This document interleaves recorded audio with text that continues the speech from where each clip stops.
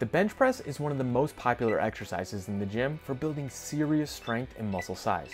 But here's the thing, if you're making even small mistakes, you're not just leaving gains on the table. You could be putting unnecessary stress on your shoulders, elbows, and wrists.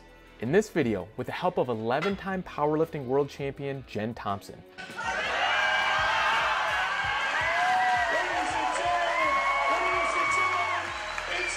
we'll break down the 4 most common bench press mistakes that are holding you back. I'll then show you how to fix each one so you can unlock better strength, more muscle, and pain-free progress. So let's jump into mistake number 1.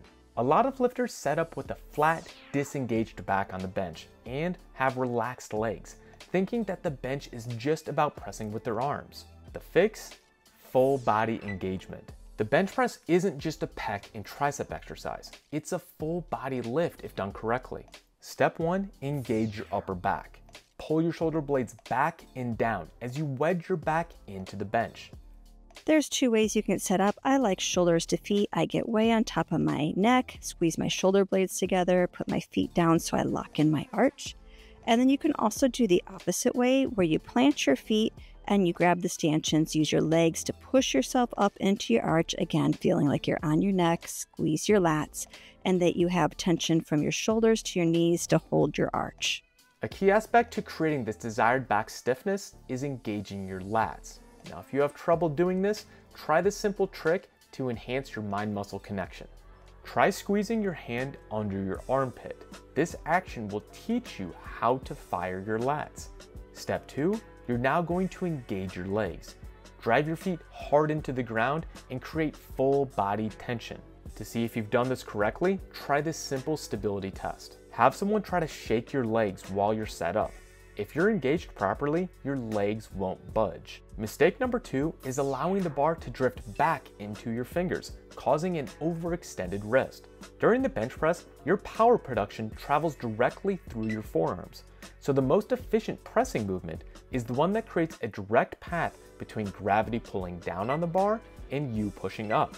If you have an extended wrist, the force vectors of gravity pulling down and you pushing up are not aligned, so the press is not as efficient as it could be, and there's also increased risk of wrist pain.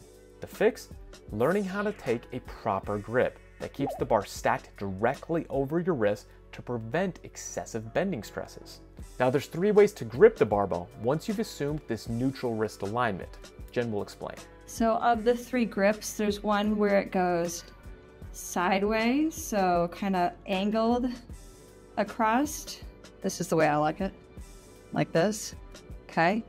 Or you can get it deep in the center of your palm, like this, or you could bulldog grip it, like this. So find the grip that feels strongest to you, but always remember to maintain this neutral wrist alignment.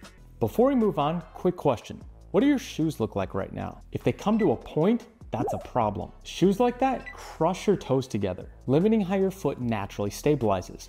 And when your foot can't stabilize, your lifting suffers. That's why I teamed up with Tier to design 3 different gym shoes that all have a wide toe box to solve this problem. The Drop Zero Barefoot Trainer is ultra flexible, so your foot can move naturally and has a very grippy outsole. The L2 weightlifting shoe was built for stability, and it's the first weightlifting shoe in the world with a truly wide toe box so your foot can actually do its job under load. And for the elite lifter out there, the Tier Force Elite Carbon Lifter. It has the same stable base, but a full carbon footplate. When researchers at the LSUS Human Performance Center evaluated this shoe, they found athletes tended to have far less drift when performing a vertical jump, meaning wearing a shoe like this when performing dynamic lifts can allow you to express better balance, control, and performance. So if you care about your movement health and performance, that has to extend to the shoes you put on your feet. After this video, head on over to tier.com and pick up your pair today. But for now, let's continue with the 3rd most common mistake you're probably making when you're bench pressing. Many lifters don't take a deep enough breath before unracking, or they exhale way too early, losing core stiffness. The fix? You need to learn proper breathing technique for the bench press. Start by taking a huge breath into your chest before unracking the bar. Think about your chest rising as high as possible during this breath. This will be slightly different than a squat, where you take your breath into your stomach, expanding 360 degrees before descending. With the bench, we want to push your breath into your chest as you create full body tension, because that's where the main action of this lift occurs. To practice this, don't just take a shallow breath. Doing so creates a small amount of pressure and won't expand your chest much.